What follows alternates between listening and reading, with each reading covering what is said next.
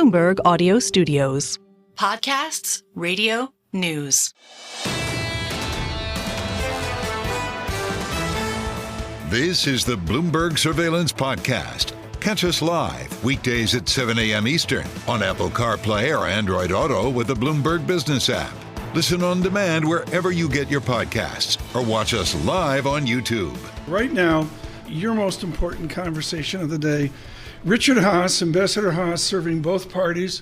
Ambassador Haass, of course, always and forever associated with his counsel on foreign relations and writing in foreign affairs magazine. He holds court with Morning Joe on an often basis. Ratner's charts on Morning Joe have been great. They've been like a font of wisdom. He works at it. He works at it. They're also a font of accurate information. And the fact that it stands out is kind of depressing. This is, I can't say, thank you so much for attending today. I want to go to Lloyd Austin, Foreign Affairs magazine. The price of principle is dwarfed by the cost of capitulation in Ukraine. I guess we have a new Secretary of Defense and the apparatus around it. Can anybody that you see there based on Trump loyalty work at the level of a four-star general? Well, let's just take a step back. When you read Secretary Austin's article, he never quite defines what capitulation in Ukraine is. So I was not overwhelmed with the piece. Does capitulation in Ukraine mean anything less than Ukraine regaining its 1991 borders is capitulation? If that's the case, we are unavoidably capitulating because there's zero chance Ukraine's going to be able to achieve that militarily. So we feel, first of all, we got to define what's our definition of success there? What's a reasonable outcome? And clearly we're going to have to move to the negotiating table because we can't get there simply on the battlefield. Will Europe join us at the negotiation table? How lonely is President-elect Trump in get out of Ukraine? Well, again, I wouldn't necessarily say it's get out of Ukraine. At the negotiating table will be Ukraine and Russia. The question is, what is U.S. and European policy in the background? Are we prepared to continue to support Ukraine enough so the Russians will see incentive to compromise? The Russians have to feel the pain of this war. Unless they do, they won't compromise. So what has changed for Russia and Ukraine in the last week with this election? Has anything materially changed? It's a good question. I don't have the answer to it. I mean, you can see the direction of a lot of the appointments on China, and we can talk about that. Secondarily, probably on the Middle East, less clear on Ukraine. Because if you look at what, say, Marco Rubio is going to be Secretary of State or the new National Security Advisor, they have been critical most recently of armed support for Ukraine, but they're not necessarily, let's throw Ukraine under the bus. There's a big gray area in between that. So I understand why everybody's uneasy, but again, I think a lot of it's going to depend upon what sort of a negotiated outcome will President-elect Trump support when he's President Trump. How much is in our hands, the U.S. hands, versus Ukraine and Russia in terms of making the next step to maybe getting to a negotiation? Do we have any real influence in pushing that forward? Absolutely. We need to be sufficiently supportive of Ukraine so Putin begins to question his assumption that time's on his side. He can just wait out the United States on the West. On the other hand, we have to be sufficiently conditional in our support for Ukraine so Mr. Zelensky gets more prepared to compromise. So actually, we play a critical role, not so much at the table, but in setting the context for the table. All these people that he's selecting now, I'm going to say based just a generalization, 100% have been on the outside. You have experience in this. When you walk through the door of 1600 Pennsylvania Avenue, when you walk through the door of the Pentagon, how do you change? How does your message, how does your thinking change? It reminds me a little bit of Mario Cuomo's comment that you campaign in poetry and you govern in prose. When you walk inside the doors, you start governing in prose at a level of detail, at a level of implementation. When you work on the Hill, you can propose this or that resolution or legislation, it passes, and then you're on to the next piece of legislation. Right. The big difference in the executive branch is you own it. You know, when I used to teach at the Kennedy School, we used to say, Tom, that 90% of life is implementation, 90% of life in the executive branch is implementation. None of these people, for the most part, have experience with implementing policy. Speak to people that voted for President-elect Trump, but are really not a fan of President-elect Trump. It was a negative vote versus the Democrats. Speak to those people about how you perceive this will amend from January to February to July of next year. Not sure what you're asking me. Sorry. How The that make it? people, the people, the behavior, the enthusiasm that's real now. How will they amend the summer of next year? Well, again, it's going to be more sobering because what they're going to find out, whether it's on, say, immigration policy, it's one thing to talk about mass deportations. It's something else actually to bring it about. You've got to find people. You've got to then presumably arrest people. If you want to deport people, you've got to get through legal challenges. You then have to find host countries willing to take them. You've got to deal with the physical and economic disruptions of it. And every conversation we can have, again, right now we have sort of positions that have been staked out. Actually making them policies, translating into policies is going to be difficult. And then also in other areas, like, for example, you've talked a lot here about tariffs and the like. There's going to be consequences to those. And one can't just be, quote unquote, pro-tariff. One's going to have to say, well, what about the inflationary effects of that and so forth? So in every one of these areas, we're going to have to deal with the knock-on effects of these articulated stances. What do you make of just the cabinet picks that we've seen this week from the president-elect? What's your takeaway? It's a mixed bag. I thought I was somewhat reassured by Senator Rubio and the fact, not quite a cabinet position, National Security Advisor. Mr. Waltz. Mr. Waltz, yeah, he's worked in the executive branch, he's worked in the Pentagon, so he has the most Mr. Vita experience. said the same thing. He has the most experience of anybody there. They're both internationalists. Both very tough on China, though exactly what that translates into being in policy is not clear. But I basically felt that was fine. Much less comfortable with the choice for intelligence and, above all, for Secretary of Defense. Again, this is somebody without any governing experience. The Pentagon's one of the biggest, if not the biggest, management job in the government.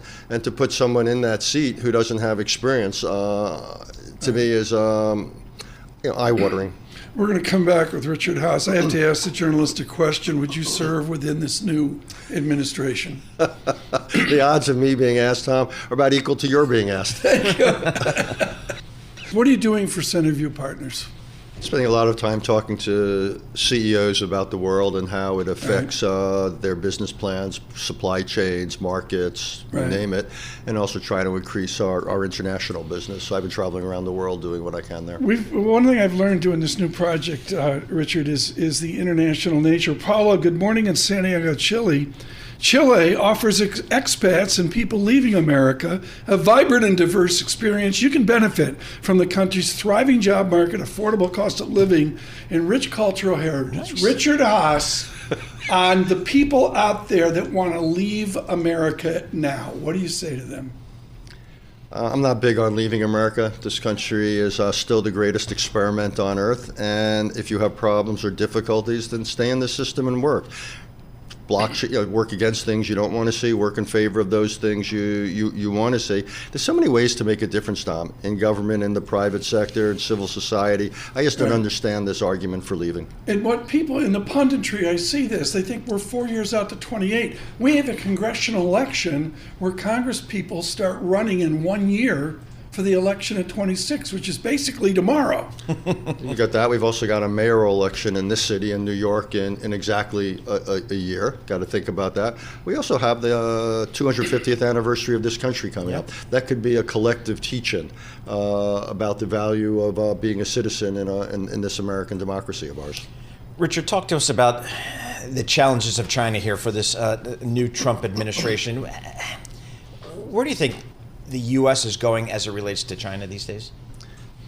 What's clear to me is the direction, in the sense that we are going to become tougher, particularly on the economic side. I think that's clear. And by the way, that had already happened under the Biden administration, which continued the previous Trump administration. Right. I think there the arrows are pretty clear. The biggest question I have is, to what extent are we prepared to resist China geopolitically? If China does something, for example, against the Philippines in the South China Sea, which has the potential to be the first foreign policy crisis for this administration, if China ultimately puts greater pressure on Taiwan, what tools is this administration willing to bring to bear? Would it just be economic tools, tariffs and sanctions, or would they be prepared to bring military tools to bear? I think that's a big, big question. The heart of your book, The Bill of Obligations, The 10 Habits of Good Citizens, is our checks and balances. You mentioned earlier, Ambassador, that there's going to be action by the new administration and there'll be legal pushback. How will that unfold? Well, Tom, you raise a big question there. For the first time in modern memory, we've become effectively a parliamentary system. you've got one party, indeed one individual, with the lion's share of control, the White House, the Senate, the House, and Supreme Court that tilts that way. So we no longer really have checks and balances to a significant degree at the federal level.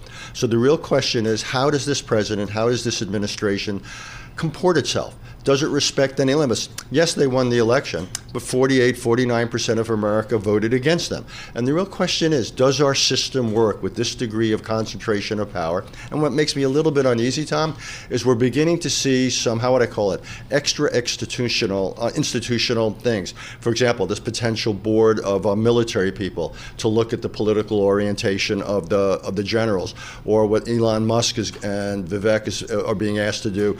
Doge. Possibly also a trade czar position. What's interesting about all these things, you're giving people authority, but they're not really accountable, and that makes me uneasy. Can that be legally opposed? Can someone out there say, I don't like Doge, efficiency, whatever it is, I want to sue somebody?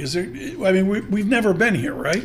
Right, and traditionally the courts are reluctant to step into what they consider to be political disputes. So I would be surprised. My guess is the president will have a lot of authority to create these positions of authority, potentially also through recess appointments, but beyond the cabinet, beyond positions that have to be confirmed. Elon Musk, you mentioned Elon Musk. I think a lot of our listeners and our viewers are wondering, what role is he going to really play in this government, do you think? Because I understand he's been down in Mar-a-Lago since Election Day. Yeah, it's just when you think you've seen everything, you realize you haven't seen everything. And the idea that he's on this or that phone call and seems to have this brief with no clear borders to it. Again, I think there's real questions about Elon Musk. Yes, he's genius. What he did, what he's done with space launch, with Starlink and the rest is fantastic. But I get nervous when I see this degree of power in the hands of an individual who's essentially beyond accountability. He's got his own political agenda. We've seen it on X during the campaign. He's got his own foreign policy agenda. So he's clearly going to have a role. Presidents are allowed to have kitchen cabinets. Right. That's happened since time immemorial. But usually it's limited. And the question is here, how operational does he get? I think that's just a question mark out there. The heart of your work, I think of Ambassador Haass as well, is we need to be strong and structured and responsible at home before we look to a proactive foreign policy. In this election, I would suggest crime was front and center off of immigration, migration. Mm-hmm. It wasn't Nixon 68 or Nixon 72, but how do we deal domestically with clearly a nation's worry about crime?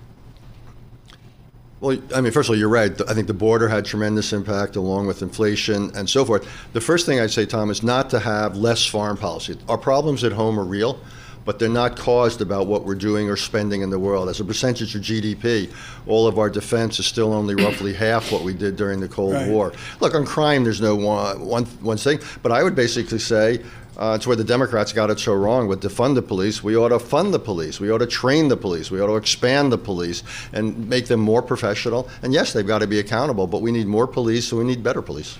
This just across, a headline in the Bloomberg. The U.S. ambassador to Kenya, Meg Whitman, says she tenders her resignation. What will become of our... Her resignation. Right. Tenders her resignation as ambassador to Kenya. What will become of a conventional State Department? Well, again, Marco Rubio is not a revolutionary. On the other hand, he inherits a much weakened State Department. The best and the brightest no longer are joining the Foreign Service. State Department has lost enormous influence to the National Security Council, which has grown topsy-turvy over the last few administrations. So Marco Rubio is one of his big challenges, in addition to the world, in addition to wars in the Middle East and war in Europe and the challenge of China. Marco Rubio is going to look inside this building and he's going to say, oh my God, I do not have the horses I need. And that's going to be a real problem for us. It's going to hold them back. Migration, in reality, what should be the policy here for migration in this country? We want to have, I think, a large amount of legal immigration. It's been the great strength of America, over 1 million people a year. We ought to look, though, at the criteria. I think there's too much family unification, not enough getting the people in who bring the most talent and skills. I want well over 1 million people a year. Helps the economy, helps us demographically.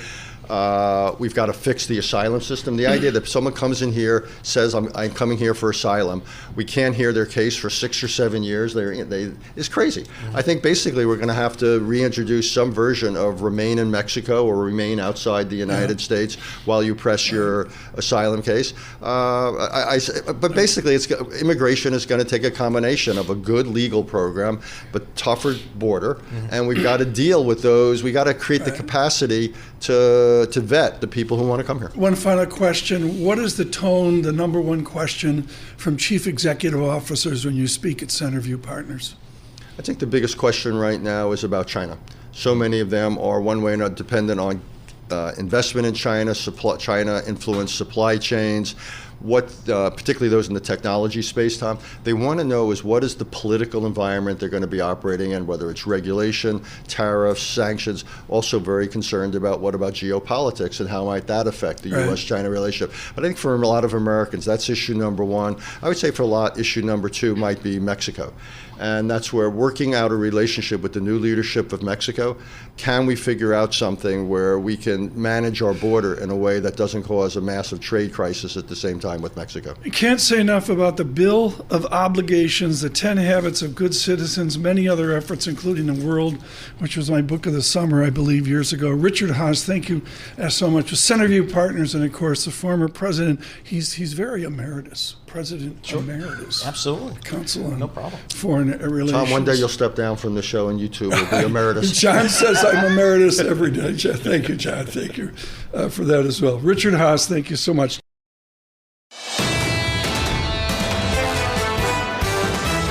You're listening to the Bloomberg Surveillance Podcast. Catch us live weekday afternoons from 7 to 10 a.m. Eastern.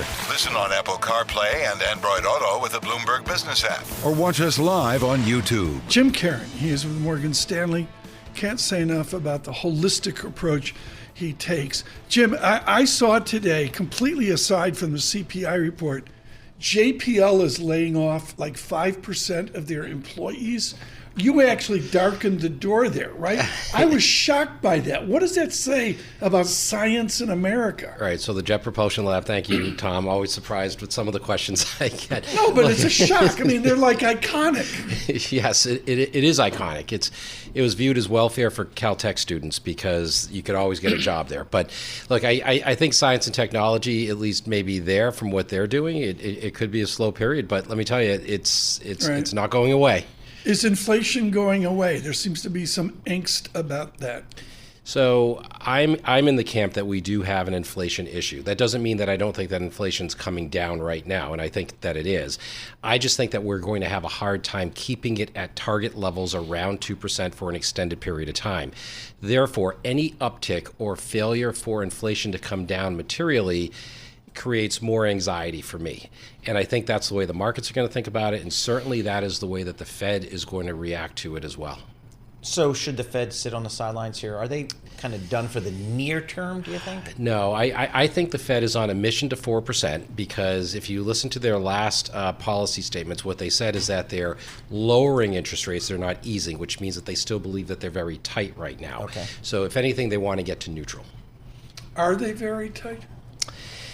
So our last guest said no. Yeah, so I was going to say, like on financial conditions, if you look at credit spreads, if you look at what's going on in equity markets and what have you, it wouldn't seem like they are very tight. But based on their own models, where you think of the neutral rate, what they're worried about is if you get a slowdown in the economy, you could get what's called reflexivity, which is a sudden rise in the unemployment rate. So if you don't get rates to the proper levels today, which is around neutral, and if you do get this slowdown in the future, you could get a surprise accelerated rise in the unemployment rate. That's what they're trying to stay in front of right now. Is the Fed restrictive for the America that just voted for Donald Trump? That's a good question. It really depends on who you ask, right? So if you ask, middle to lower class earners in the U.S., they would say that it is because effectively, the price of goods has just gone up, and maybe even the job situation is starting to slow down a little bit, and that we need more help. Mortgage rates are high.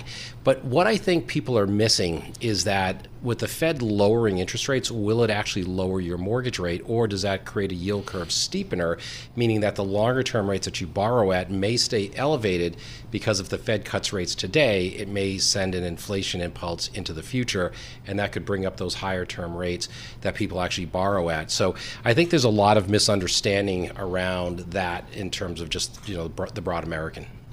Nobody cares about the deficits. Nobody cares about the national debt. Should they? Well, I care about them. I care intensely about them. And I'm not one of these guys that's a deficit hawk that's always been talking about it for his entire career. But I do think that we're at a level right now that is not very good. It can be sustained for a period of time, but the growth rate of the deficit cannot be sustained. So we do have to bring that down. Even if the economy's growing 3%, 4%, 5% a year? Well, I mean, in nominal terms, as long as nominal GDP is higher than the deficit itself, then we can actually sustain it. And that's where we are today.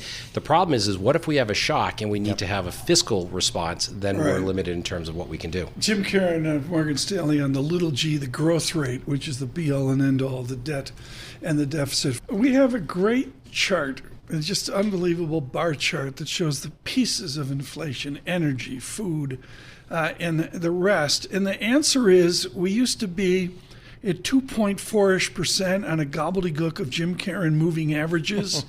And then we exploded up for a cup of coffee, cup of Sanka. Yep. Can't afford coffee. Sanka at 9%. Whoa. And the whole heart of the matter, Jim Caron, is we haven't come down to 2.4%. What is the distance between 3.3% and 2.4% besides some basic math? Yeah, so I mean, effectively, this is one of the things that the Fed has to worry about, is that we're getting these numbers like 0.2, 0.3% month over month in inflation. We need to start getting 0.1s. And that's the issue here, because essentially we need to get not just down to that target level, but we have to believe that we're going to stay there. It has to be durable, meaning that the way the Fed would say it is that not only does inflation have to come down, but it has to stay anchored at lower levels. And look, today's number is a friendly number in the sense that it did bring down yields. It didn't surprise to the upside. I think the markets were worried about that. Effectively, this keeps the Fed on track to cutting interest rates in December. And Paul, what's interesting here within the colors of the wonderful Bloomberg chart, good morning, Anna Wong, all the great people putting these graphics together for Bloomberg, its service sector just sustains, period. Yep. So, I mean, Jim, what do you think this Federal Reserve looks at this data today? Is this data in line with what they want to see, or kind of in the back of their minds, still a little bit of a tinge of inflation out there? I think there's still a tinge of inflation that's out there. I mean, one of the things that we have to also continue to look at is the housing sector, household-related sectors. Services is another aspect of this. Look, wage inflation has come down, but it's not down enough in order for the Fed to be convinced that the decline in CPI inflation is likely to stay durable at or around lower levels. The next question that they have to ask themselves is it worth the cost of pushing inflation down to 2%, meaning that do they just stay at high rates for a while? I mean, as we piece this together, I do want to point out it's engineering hour. We've got Jim Caron on physics, and then we go over to the aerospace engineer, Neil Kashkari. Let's do some math here. The first and second derivatives of our disinflation vector. I mean, forget about convexity to disinflation. That's not there. But what do the first and second derivatives look like, Newton? Yeah, so the rate of change in acceleration is what we're talking about in terms of the first and second. S equals VOT plus 1 FGT squared. Nailed it! Yes, okay. So look, they're both pointing in the right direction. The problem is that the second derivative, which is the acceleration, how fast are we moving down towards lower inflation, is starting to become concerning because it feels like we're petering out here a little bit. Would Jerome Powell say we don't want a fast second derivative? We want, for the total economy and for our political society, we need to be a little more gentle in our acceleration? Yeah, I think that's probably right. But it's got to have enough impact to give people confidence that inflation is coming down and staying down and is going to be durable so that it doesn't change the mindset. So I think Powell is happy with this number, not thrilled, but I think that he gives it a passing grade. Paul, futures up 5. We reversed. Exactly. It's a moonshot. It's a Trumpian moonshot.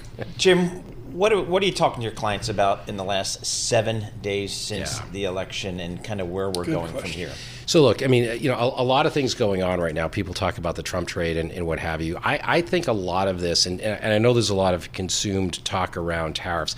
I think the discussion should really be more about deregulation. And I think that's really where the animal spirits live in the broader economy. Now, it's hard to put a fine point on this, but if you think about people being policy, and depending on who Trump appoints to all of these different positions, what you could have is a less regulatory environment. Now, think of all the fiscal stimulus that's still in the system, the CHIPS Act, the IRA Act, and everything else.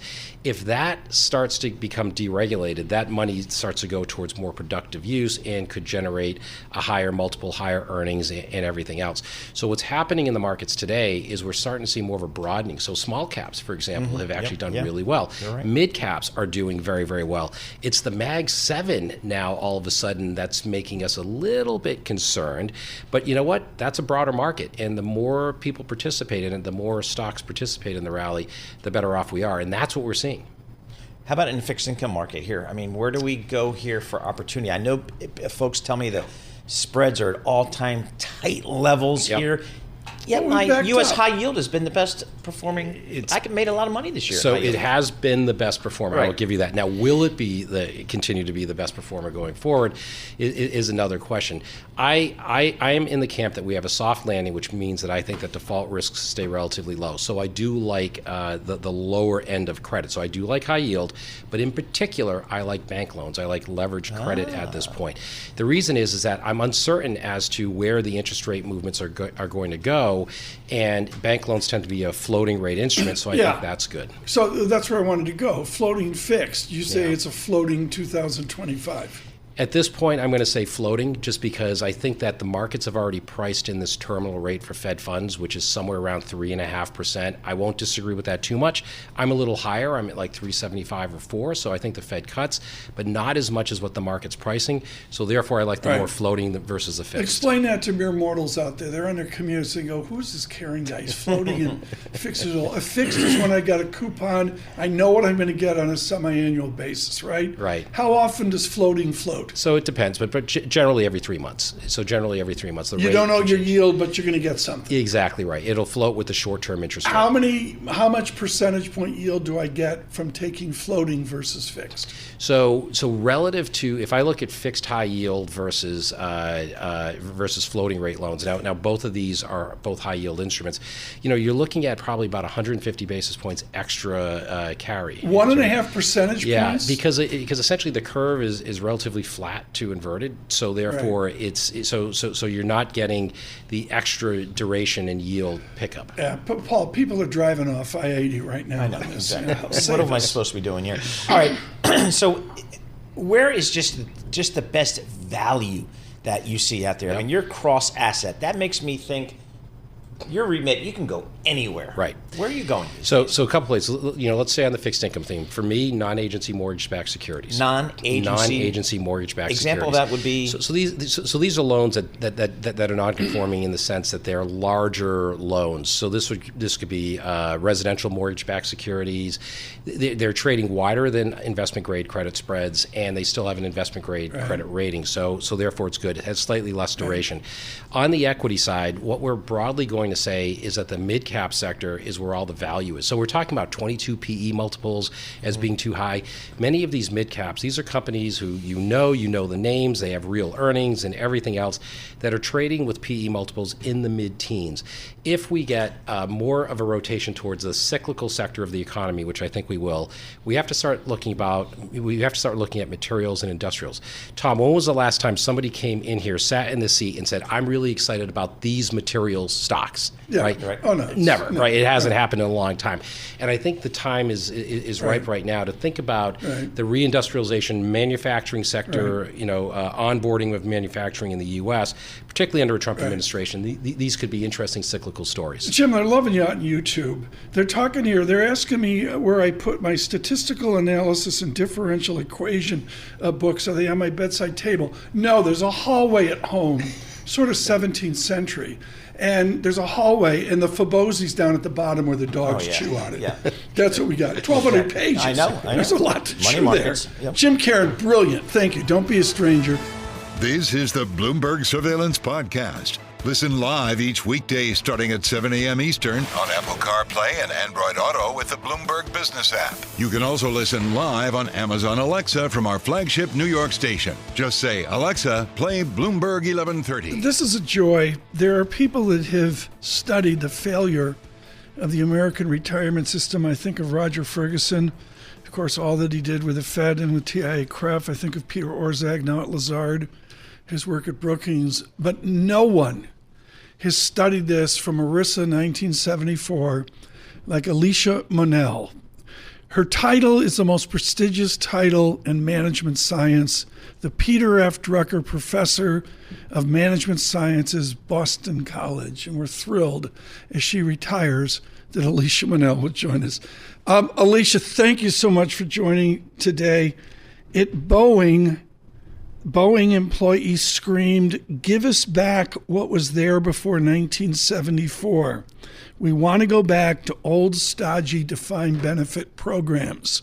Should we go back to defined benefit programs from the mishmash of 401k? Well, first of all, I'm delighted to be here today. And my basic answer to that is no. But I do view the whole debate about 401ks versus defined benefit plans as sort of a detour and diversion from what I view as the most serious problem with the retirement system, and that is that we don't have universal coverage. So there's some people who just don't have either the old-fashioned defined benefit plan or a 401k. And so there are people who are going to end up only on Social Security. And then there's some who weave in and out of employers with plans, and they end up with inadequate balances. So I think coverage is the main issue, and this DBDC or debate, which has been going on for decades now, is really not too profitable, and I don't really understand it. The defined benefit plan was great for its time when you had large hierarchical companies where people spent most of their careers, but we're a mobile workforce, and it just wouldn't work as well. I'm fascinated why reform is so hard to do, why it takes so darn long for Washington to common sensely reform our retirement plan. Why does it take so long? Well, I mean, there's some things that are good. I mean, the basic part of our system is Social Security. It is a pretty well-designed program, given that it was, enacted in the 1930s, and we're in the 2020s, and it still is very appropriate for today's workforce. We do have a shortfall in that program. We've known we're going to have a shortfall in that program for 40 years. And it's taken us a little long to get around to fixing it, but we are now going to be looking at a precipice, and we're going to have to fix it. So that's a good base. In terms of the employer-provided system, I was skeptical of 401k plans when they started, but for people who have them, when you introduce automatic enrollment, target date funds, all the things that make it sort of automatic and easy, they work fine for the people who have them.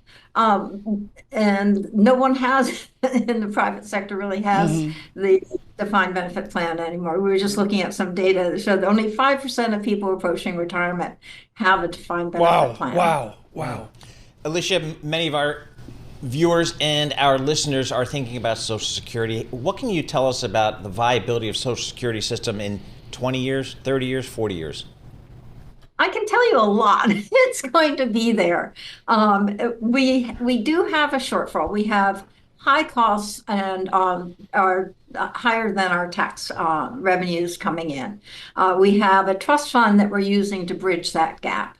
That trust fund is going to be exhausted in 2033 for the retirement program. And at that point, benefits will have to be cut about 21%. And if nothing is done. So that's the bad news, I think, for people who are worried about Social Security not going to be there. The good news is there's enough money coming in forever to pay 79% of benefits. Now, I would like to see them at 100, not at 79%. So I would like to see more revenues getting in, but there'll maybe some compromise in between. But there's a base amount that's guaranteed going to be there in 10 years, 20 years, 30 years, 40 years. I look, Alicia Munnell, at the mistakes we've all made in retirement. And so much of it is, as Peter Orszag emphasized at Brookings years and years ago, automatic sign up when you're employed. How do we get people to save more? Within the algebra of simply doing it, it's get more into equities, but also you just got to put in more. How do we incentivize people to put in more when they've got bills to pay? That's the thing. It has to be realistic amounts. It'd be nice if people could contribute 15%, but not everybody can do that. So I think you want to make sure that people have some base on which they can save automatically at work, no matter what their income level. Right. And then people at lower income levels simply cannot save those percentages. Now, you're retiring, but I don't believe you. What are you going to do? You're a gyro. Alicia Munnell, what are you going to do in your non-retirement? I have absolutely no clue. I'm going to stay on here as sort of a senior advisor. That may be wonderful, or maybe I want to become a ballerina. You could be a ballerina, like at Wellesley. I know you were a queen of ballerina at Wellesley years ago. Can you save the Red Sox? I mean, can Alicia Munnell help them? I wish I could. It's not my sweet spot. Okay. Well, your sweet spot has been informing us about retirement and the collapse thereof in so many people's retirement planning. Alicia Munnell, inventing the Center for Retirement Research, Boston College. I can't say enough about when she started this. It was like, what are you doing? Right, exactly. What are you doing? Now and it's now just definitive. Tom. It's a huge issue people are living longer. They need more money. The assumptions they made 30 years ago about their retirement, probably not that valid.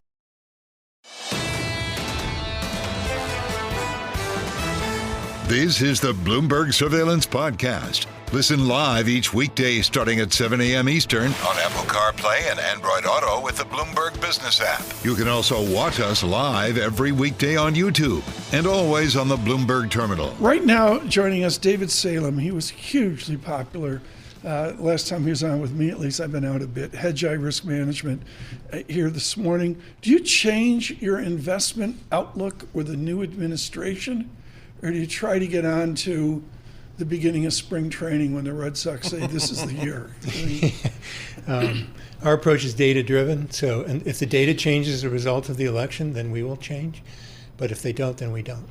If nominal GDP is goose, I'm seeing lots of animal spirits in an amateur way. What is the most productive nominal GDP? Real growth or even a little bit of an inflation pop? Well, probably a little bit, Tom, because it's not the case that the market dislikes relatively high rates of inflation compared to history.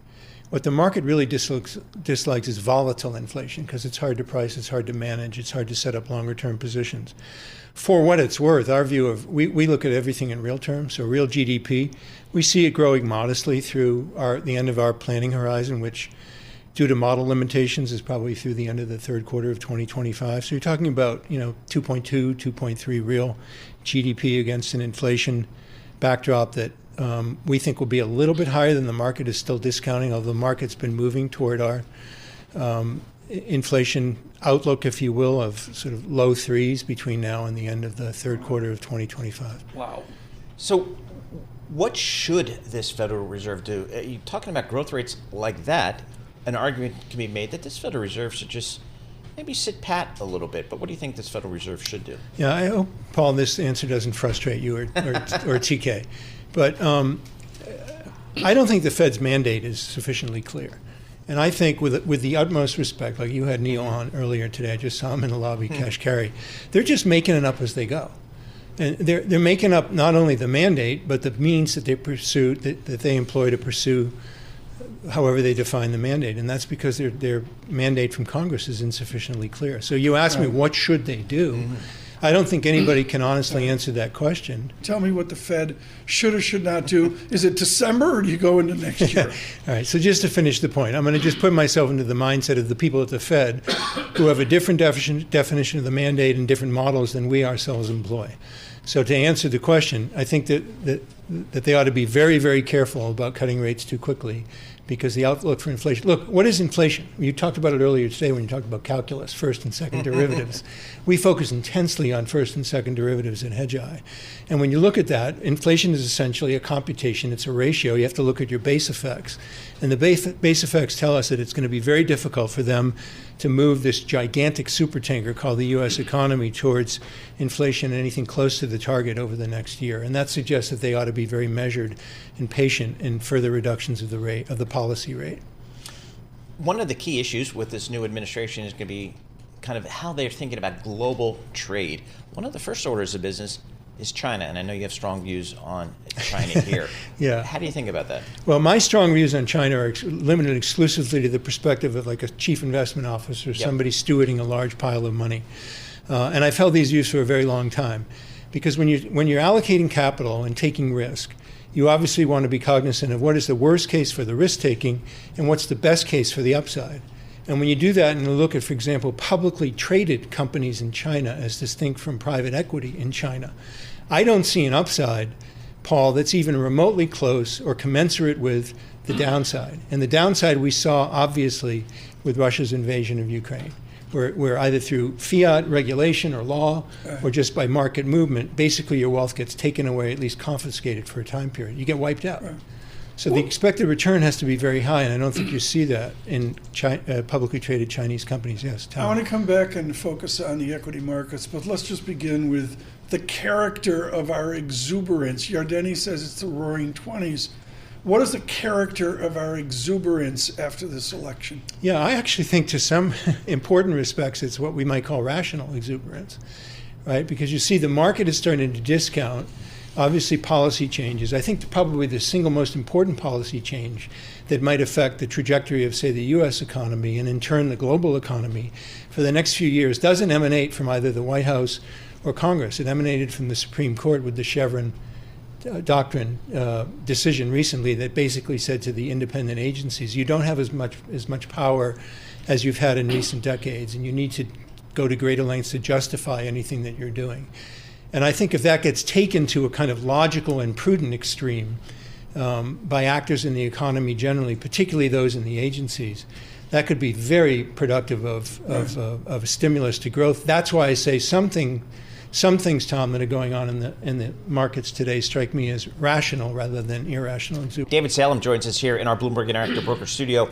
He's a managing director of capital allocation for Hedgeye Risk Management. David, literally a week ago today, the market woke up to a pretty big election. Did that change your view, Hedgeye's view of investment outlook? Yeah. First, I want to just cite a stat that I think you guys will find intriguing. Because we hear a lot of talk in media that the market's at an all-time high. Mm-hmm. And I did a recomputation of it this morning. Roughly 1/3 of all U.S. stocks, publicly traded, are trading at or below 50% of their all-time high. So that's not a broad-based. Yet. Yes. And I own them all. Yeah.